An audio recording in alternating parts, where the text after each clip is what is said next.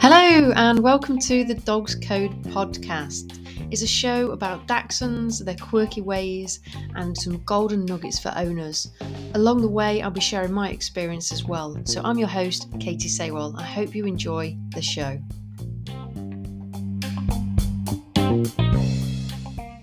Hi, welcome to this special edition of the K.A.D podcast. Today we have got a special guest, Debby Lucken from Kids Around Dogs. So Debby, if you'd like to introduce yourself and tell us a little bit about you, that'd be great. Yes, thank you. First of all, thank you for having me here. I can't wait to chat to you, Katie. You're welcome. So yes, I am the founder of Kids Around Dogs. And for those of you who don't know what Kids Around Dogs is, we are an association of professionals and we specialize in working with families and schools to help children and dogs to live happily and safely together. We are mostly dog trainers, but we're also behaviorists, groomers, vet nurses, and some teachers as well. Personally, I am a dog behaviorist and a dog trainer, and I'm part of a few associations in the dog world, such as Into Dogs, ICANN, the Pet Behavioral Guild, the Pet Professional Network, so quite a few associations. And I live in Dorset in the south of England, and I have two doggies. One is my pug Wilco, who is 8.5 now, and a bit of a grumpy old man in a way. And Winnie, my golden retriever, she's probably the most famous one because she helps children who are scared of dogs. She helps puppies to just kind of learn a little bit about body language and about being a happy puppy. So she's featured very heavily on our website, on our pages and that. And she's 5 years old. And we have a cat, Mario, and he's 1. And I have my husband have a lovely, in bracket, little girl who's not that little, Molly. She's 11. She's a preteen. So one day she's wonderful, and the next day you just don't know. You just throw chocolate at her and hope for the best. Wow, that's a great intro. So where did the business start? So Kids Around Dogs is pretty specific. How did it all start for you? So as mentioned, we have, there is Molly in our life. And I qualified as a dog trainer and then as a behaviorist. And the more Molly was inviting her friends over, and they were friends that weren't kind of chosen by us parents anymore, because she started growing up a little bit. She started making friends at preschool and stuff. So it wasn't like someone that we knew directly, maybe the children of friends and such. They were effectively people that she had chosen, small people she had chosen. So they would come to the house, and I could see very polar opposite kind of kids. You'd have the ones that were very, very scared of our own dogs. And they might have been excited about coming over, even though they knew we had dogs, but then confronted with the dogs here, were terrified. And then you'd have the complete opposite, where they see dogs and they think, oh, it's party time, and, be a bit too lively or too confident, if you like, around our dogs. And so I started looking into maybe other association and other colleagues to see if others were having the same problem, I was facing in a way, and what kind of associations were in the UK to help other professionals to maybe come across family like this where we can help. And there was nothing in the UK of this kind. Really beginning was about sharing my knowledge, but then I realized that actually as a person, you can only know so much, can you? And it really does take a village. So every month, the K.A.D professionals learn from different professionals in their field. and all things related to what we do, so kids and dogs. For instance, children can be involved with dogs, absolutely, and I'm big advocate on that. I really do believe the kids need to be involved with the dogs. I find it quite unrealistic to expect the children to go, yeah, that's your dog, but you never touch it. Sure. Yeah, you can see pictures of him. You're never gonna get them. So it's unrealistic, but instead we can teach the children how to be involved with the dogs in a way that doesn't force the dog into anything, that doesn't upset the dog.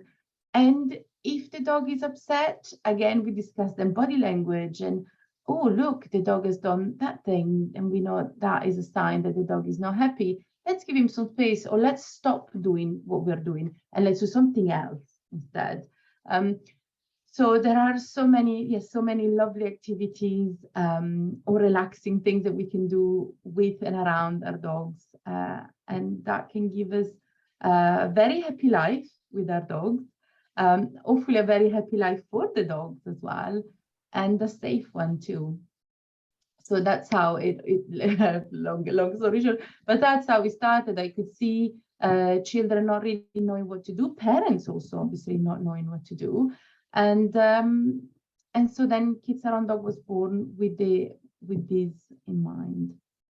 Good stuff. I mean, it's fantastic, and like you say, you get some kids that are super confident around dogs and maybe a little too confident around them, and then others that are terrified of them. So actually, you're kind of bridging that gap and going, right, okay, well, this is what we can do here, and this is what we can do here, and actually finding that nice bit. Yeah, fantastic business. So if I was to bring a dog into my house with, say, a 5-year-old, what would be some of the advice that you would give to keep both safe? So for the child and for the adult and for the dog as well, actually. So all three. Yeah, 5 years old is funny you mentioned such age, because they're great fun. They have the ability to start understanding things quite nicely. They're already a school age, so they're starting to learn about listening to the grown-ups, even the grown-ups that are not their grown-ups, and they're starting to understand about rules and things like this, but they're also starting to understand themselves, and they start to discover their likes, their favorite color, all that kind of stuff that seems silly in a way, but actually the fact that they have chosen, oh, my favorite color is I don't know, purple, which is mine. It's their choice, isn't it? They have analyzed the colors around and they've decided, oh, this is what makes me happy, so this is my favorite color. And that is part of growing up, start making decisions, starting to understand who they are. So it's a fabulous age. On the other hand, though, they're very, generally speaking, very lively, and they are still quite little, so they still have all the needs that the little kids have. So the first thing, and that is to be fair with any age, make sure that your house is, baby proof and puppy proof as such. So stairgate, playpen, in some cases crates as well. I don't always recommend crates, it depends. For instance, with a child who's 5, if you'd have a crate, the risk that you might have is that the child knows the dog is in the crate. So as a grown-up, as a parent, you go, all right, the dog is in there, it's fine. I can leave them for a bit because the dog is in there. So the child might go up to the crate, and the child at 5 is, is taller than a crate and would be towering over it. It's not very nice for the dog. The dog is inside, he's trapped, he's in the crate, can't go anywhere, but the child can tower over the dog, which is not very nice. Might put little fingers in there, and if the dog feels stuck, things can still happen. So even with a crate, you still need to supervise, but yeah, make sure that around the house there are, things that can help to keep your dog and your child away from each other a bit. They don't always have to spend all their time together. They do need to have time apart. For the dog to rest, to maybe munch on a Kong or a bone or whatever, and to take a nap away from the child. And from the child as well, to have some cuddle time without the dog, or to maybe do some reading with you or playing Lego, or whatever other activity that maybe having the dog around can be tricky to do.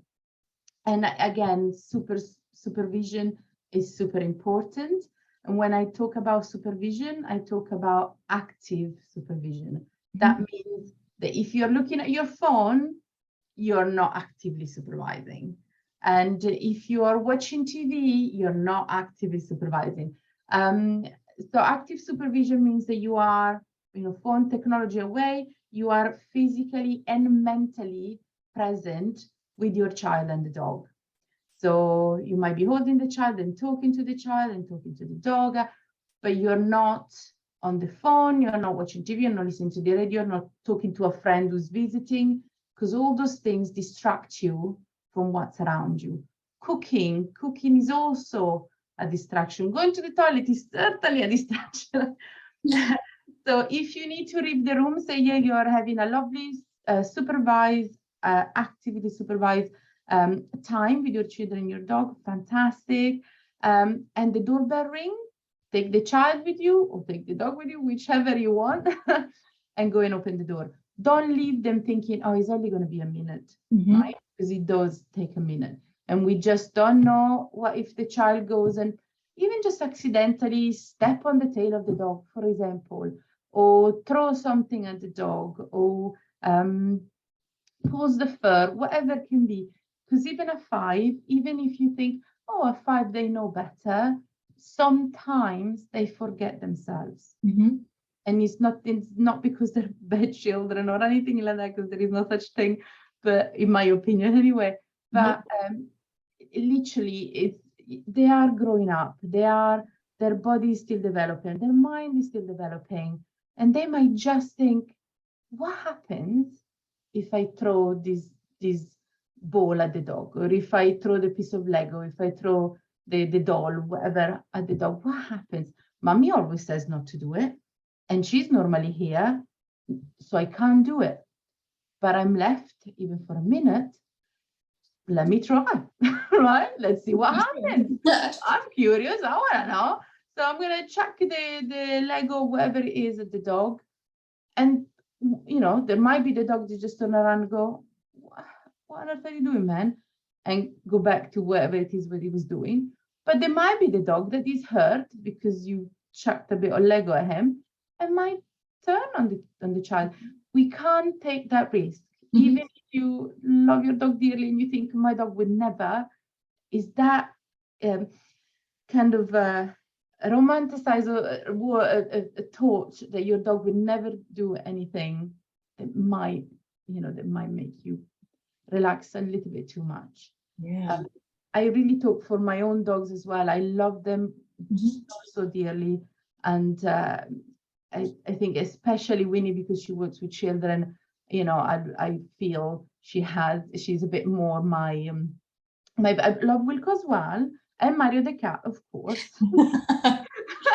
But I think Winnie, because she works with me so much, there is a stronger bond, and I'm not ashamed to admit that there is a stronger bond between us. But even Winnie, when Molly was younger, I wouldn't have left them together unattended. I wouldn't have gone, oh, I'm gonna go make myself a cup of tea, you guys will be fine, because you can never be certain. And I couldn't trust my daughter either, it's nothing to do with the dog. And sometimes you go, can I trust you not to be absolutely insane? No, I can't. For sure. And I think like correct me if I'm wrong, but some of it, what you're saying there is about the complacence as well. So people become complacent because something's going off, the household environment is happening, and you leave the room, you leave them both in there, and something happens, and you're not there to actually know what's happened either, until you then walk into the aftermath or whatever has happened. But yeah, no, really great explanation there as well for kind of a 5-year-old. So taking it all the way back, so you've spoke there around kind of stair gates and supervision, active supervision as well. I like that, the active, like not playing on your phone, not watching the telly, not cooking the dinner, actually being there present at that moment. So it sounds like there's a lot of the responsibility is down to the owner, so the adult within the family, to actually create that dynamic and create that setup with, pens, crates, stair gates, and actually the supervision as well. So what about if it was a baby? So what about you've got a newborn baby that's just been born into the family, and either a dog that already lives there or a dog that's been introduced in? How would that differ from a 5-year-old? So first of all, I would still use stair gates and things like this, just literally from even before day one, I mean, have the house ready for when the baby comes or when the dog comes, if it's introduced after the baby's there. Those things are so helpful, and it can make you take that, that breather. You go, right, okay, the stair gate is closed. When it comes to a baby as well, sometimes we feel like, oh, the baby's asleep, so he can't do anything to the dog because he's asleep. It'll be fine. Maybe I'll just close the stair gate and that's it. But sometimes it might not be enough, especially if you have a fancy dog or a bigger dog. So completely separated maybe by a door would be even better. And the other thing as well, I would say, especially if you're worried that you might not always be able to supervise, which is very likely because you're tired, and if you had, whether it's a natural birth or a C-section, you are the biological mother, you went through something massive. Your body went through something massive, not only physically but emotionally as well. So I remember when I had my baby, I just cried. I would watch advert on TV and I would cry. Yeah, I was a mess. I tell you, I was a mess. So I think, oh gosh, yeah, there was a Google advert at the time. It was talking about writing email today for your child when he's older, and that would get me every single, like, I would see the Google's logo and I would just start crying. It was, it was completely emotionally a mess, and obviously physically as well. And they change because you're not sleeping or very little. You might be breastfeeding. So again, that's a massive, there's so much that changes into a family life and the dynamic. It's absolutely massive. So you really need to make sure that your child and your dog are, when there is that time apart, really are apart. You can start by preparing the dog as well. One thing you should really prepare the dog is for the noises that a baby makes, because they're very weird. When they're like, the Goo Goo Gaga is super, like, oh my gosh, the cutest thing in the whole world. Oh, such a cute noise. But when the little bundle of joys cries, it just, you could feel it through your skin. It's literally like in your bones, this screaming cries and that. And I can only imagine how annoying and confusing it must be for a dog. So the dog might want to just make it stop. How do I make it stop? I'll eat it. Of course. But they might think this thing is so annoying, this horrible noise is coming from the child. I'm gonna take care of it. I don't know what it is. I'll take care of it. So you can really start with noises and get your dog getting used to that. Just go on YouTube and type in baby crying or baby noises and that, and you'll find quite a few free sources and videos with the sound of babies crying and all that, and get your dog used to that noise lovingly. So lots of love, lots of treats, and calming behavior. You can even have a kind of default of the dog being, for instance, on a bed or on a mat during those noises. I wouldn't play those noises and then start going nuts on the dog and playing around and ruffle and tumble on the floor when those noises are happening, because instead I want the dog to be calm. When the baby's real and he comes out and the baby's crying, I don't have time to go and play with my dog. I need to go and make sure that the baby is okay. The dog is the baby is fed, the baby needs changing, wherever it is. That would mean I can't look at the dog now. I need to go to the baby. And you will want to as well instinctively, like you literally feel it in your body that you have to go to your baby. So you go to the baby and you can't go and play with the dog at the same time. So if you start before to make the dog understand that there is an association, baby cry, all right, I'll just take a nap then. Lucky you. So when the baby is real and he's out there, baby cries, all right, I'll go and look after the baby. The dog is going to be okay. I've prepared them for that. One thing that we need to be mindful of as well, though, is that the dog, if was there before, he lived within the family in a calming environment. When they weren't screaming, if it's the first baby, when you could sit and just watch TV or read a book or whatever without any stress, when you were physically okay and emotionally okay. And then the baby comes and all those things change entirely. Night becomes days, especially at the beginning. It's a massive change in a human's life. And again, the dog will just follow and go, wow, what's going on? This is not the life I am used to anymore. And I'm not sure I can keep up. I'm not sure I like this. So if you can, watch your dog. Is he eating okay? Is he sleeping okay?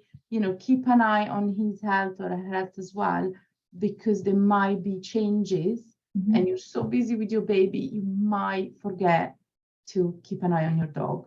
And if you think that you won't be able to, or you're sleeping, you go, I'm not looking after my dog that well at the moment, ask for help.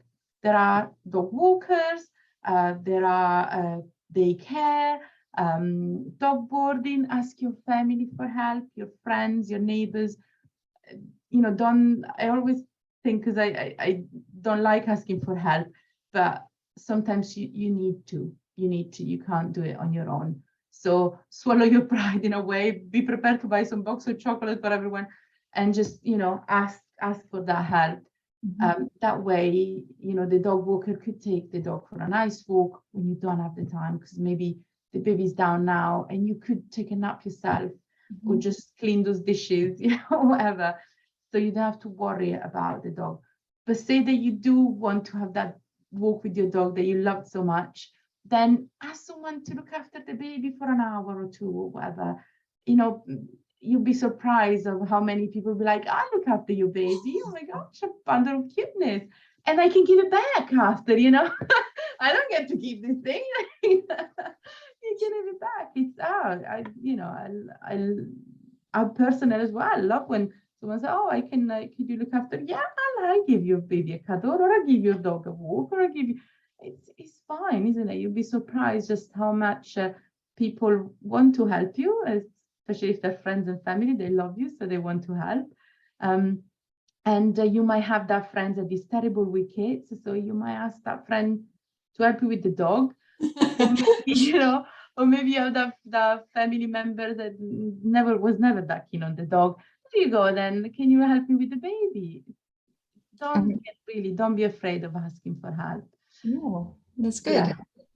Yeah. So again, you've got around the kind of the protecting with the stair gates and the crate and the playpen, but also like pairing something like the sound of the baby's crying using YouTube, getting a free resource off there, but pairing that with something calm. So don't have the rough and tumble. You don't want that rough and tumble, because then they're going to expect that when the baby's there and the sound of that baby crying, for you to then, that's almost their cue for them to come and play with you, isn't it? Rather than going and settling down. So really like that. Really great bit of info there as well, especially for our listeners, because most of them are going to be owners that are listening, opposed to kind of the business side. So and also that supervision, but also asking for support, because people don't, and it is, like you say, it's emotional. It's not just emotional physically, but mentally you're going to be tired on top of that. You might be one or the other going to work, you might be on your own, whatever your setup is, but actually you are going to have somebody around you that will help,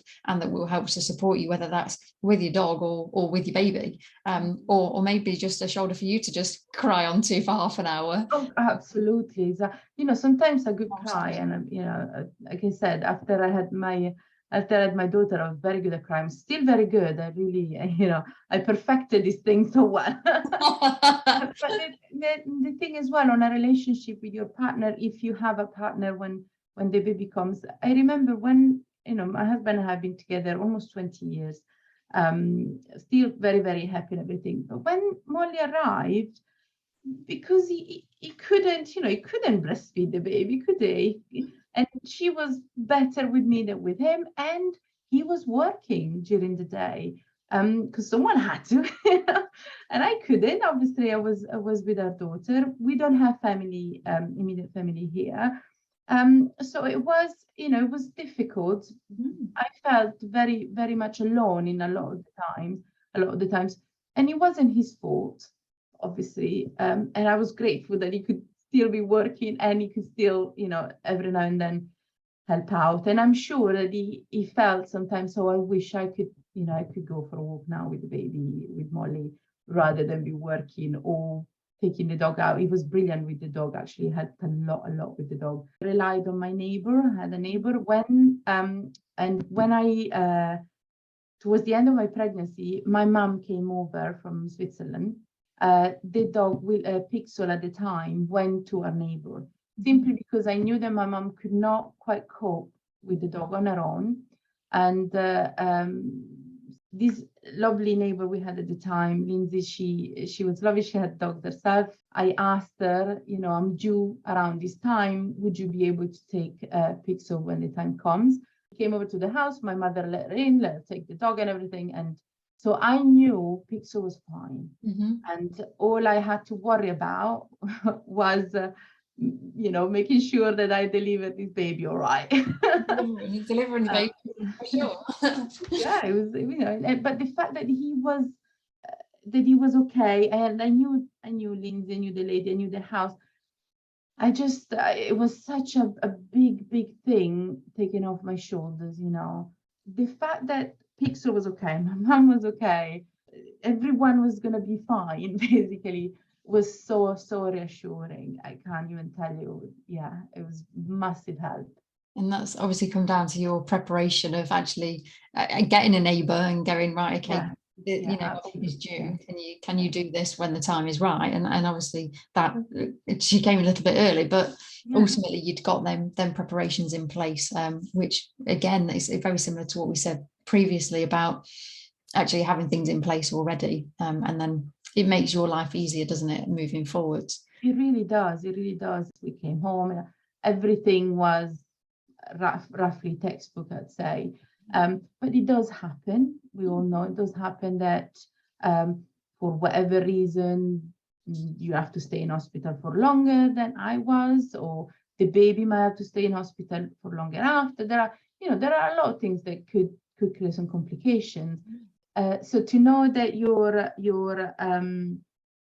dog is well looked after by someone who has accepted the responsibility, full on accept the responsibility of looking after your dog, even for longer, should it be the case, it's a massive help. But if he's a professional, have a little money aside to know, right, it's gonna be at the dog border for this time. So be prepared financially as well to go, right, I'm gonna need that amount of money to, in case I have to also stay a little bit longer.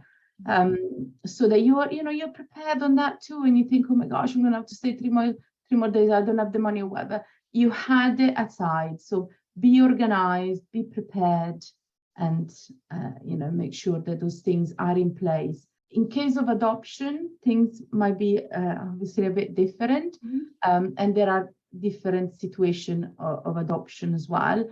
But again, the difference there is obviously that you won't have to be in hospital, but you might have to be away to go and pick up the child, the baby.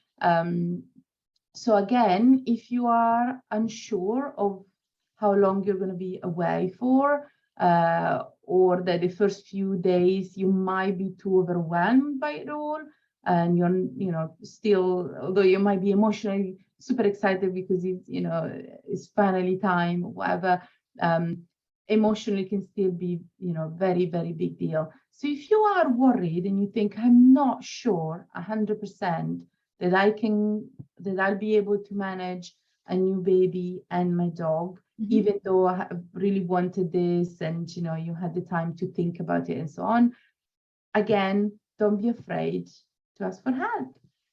Get a professional in, or bring your dog to a professional.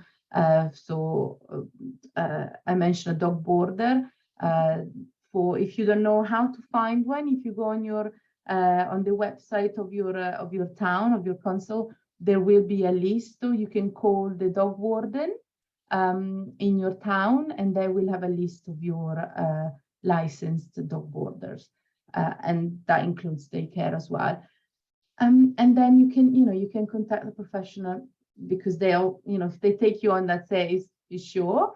If not, a friend, family, whatever, whichever your situation, whether you will be delivering your baby, or whether you're adopting, have things in place, and be ready just in case you do need that extra help. Yeah.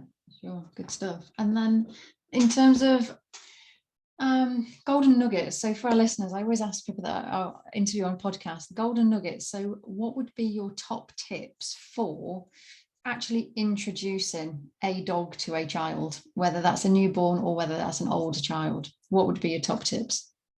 Top tips is to never force the baby or child to the dog, or the dog to the baby or child. So for forcing, I mean that, say that I'm holding the child, right? Got it on my lap, or I'm picking him up, or whatever, or even just holding her hand. I wouldn't go, let's go to the dog, just as I wouldn't go, come on, doggy, come here and meet the child. I'm just gonna let the dog decide and go, do I want to sniff this child? Am I curious?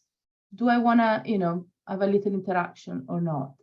If the dog comes up to the child, I'll be kneeling down, and again, whatever interaction could be. If it's a baby, obviously I'm gonna be holding the baby, but I'm gonna let the dog decide whether he or she wants to smell the child, wants an interaction or not. That is definitely something that I would strongly advise. That way, the dog feels more in control, if you like, of his own decision, because that would mean that he can decide to come up to you and the baby and sniff him, but it also means that he can back away.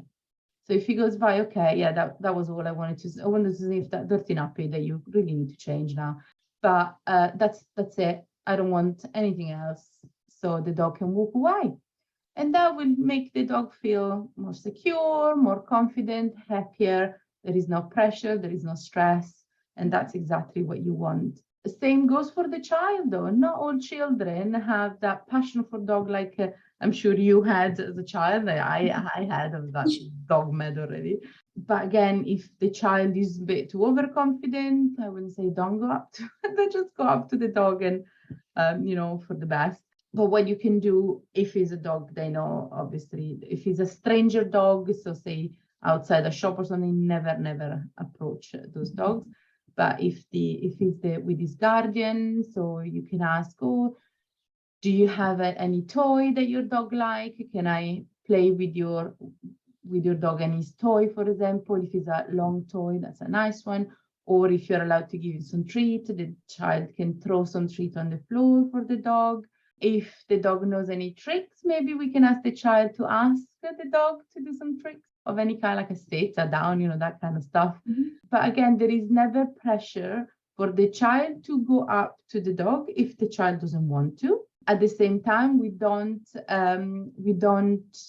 advise either for the child to approach a dog that it doesn't know, but we can start an interaction with some games or some food or something that an activity that the dog and child can do together and that is safe. These obviously always supervised. Fantastic, fantastic. I'm sure our listeners will take a lot from that, because there's super, super valuable golden nuggets there that you've just dropped in there. So just to recap on them for you. So making sure that the interactions are safe from the dog and from the child, making sure that neither are forced. And if the dog wants to come and have a sniff, let them have a sniff, but they can also decide if they don't want to sniff, they can just walk away and back off, which is fine. Don't approach dogs that are left unattended. And if you're looking for that interaction to start with an older child rather than a baby, then ask the owner or guardian for a toy that they might be able to play with and interact, a longer toy, so that they're away from kind of mouths and hands, and throw treats to the ground, so the dog starts to go, oh, okay, this child's okay, and they're providing me with treats, yeah, they're all right, and actually I might want to interact. Or get the child and the dog to interact on a different level, doing an activity or something that they can both do together. But yeah, does that kind of summarize that up? Yes, it does. Yeah, fantastic, good stuff. So Debbie, we're kind of getting towards the end now. So what kind of courses do you run? Who are they for? So as mentioned at the beginning, so Kids Around Dogs is an association of professionals. So, but we are accepting applications from all professionals, dog trainers, dog behaviorists, groomers, massage therapists as well. The courses that we offer, there are three main courses. One is a family life with dogs, and that goes from pregnancy or adoption of a baby or a child to the teenagehood of the human. And that is if they're welcoming a dog into the home where children already are, or if they are welcoming children in a home with dogs. Then another course is the protocol to overcome the fear of dogs in children.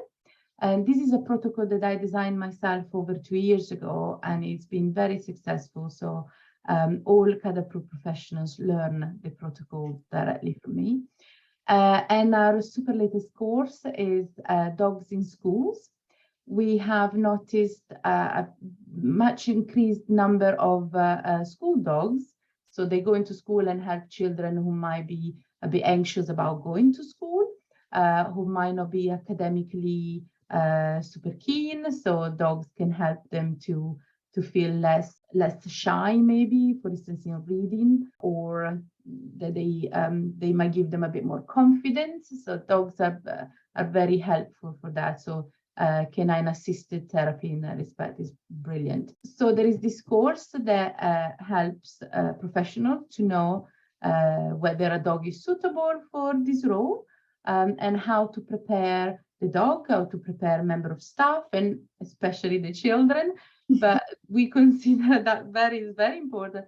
We consider all aspects of school dog life, even the logistic of the building, where they're going to be, and the rooms where they're going to be, where should the dog stay, how much break should he have, all these kind of things. And it couldn't be a better time, because, like I said, we've seen a massive increase in school dogs, but unfortunately they're either not being assessed at all, or not being trained, and the member of staff are not knowledgeable on dogs, for instance, and then children are not being prepared or educated properly. Mm-hmm. And that's why Kids Around Dogs is here. So our professionals are there for this as well, to help schools and their staff members and the children to have a fantastic experience with school dogs. So important. Brilliant. It sounds like an absolutely great course. I might have to sponsor that myself. It'd be lovely to have you. In terms of how do people contact you? So if people are interested in your courses or just want to follow you, because I know you've got some fantastic videos, you've got some fantastic social media stuff. So how do people contact you? Where do we contact you? What's your website and then your social media handles? So our website is kidsarounddogs.co.uk. But we are on Facebook, Kids Around Dogs. Instagram is K.A.D, Kids Around Dogs. Twitter is Kids Around Dogs. We also are on YouTube, Kids Around Dogs again. And there are some lovely videos, and we're working on adding more. It'd be lovely for any professional that like to join us, or if you have children going to school and you go, oh, would be great to have a kind of professional, talking to our children in school or helping with the school dog. We are all over the UK, and we also have members in. We are really branching out. So have a little look at our website, kidsarounddogs.co.uk, and find a professional. Type in your the name of your town or your postcode, and the local one will come up, so that we can help you in person. But if not, get in touch with me directly as well, and I'll look you up. I'll find a way to help you. So you can email on kidsarounddogs@gmail.com. Awesome. Well, thank you very much for your time this morning, Debbie. Is there anything else? Is there anything else you want to add into the interview, or are you happy that we've covered everything for you? I think we covered quite a lot. I just will really like to say what I think might have transpired during our talk is that to me it's really, really important. I think to everyone out there should be really important that we care for our dogs and our children. So it's not just about making sure that the dog behaves kind of thing, but it's also really important that the child knows how to be around dogs and they understand dogs. So it really goes both ways. Yeah, for sure. Well, thank you very much for your time this morning. It's been a pleasure interviewing you, and I look forward to having this podcast sent out.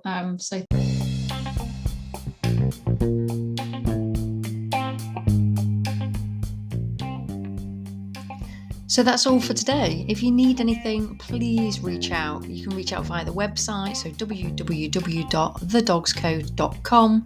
We're on social media on Facebook, Instagram, YouTube under The Dogs Code.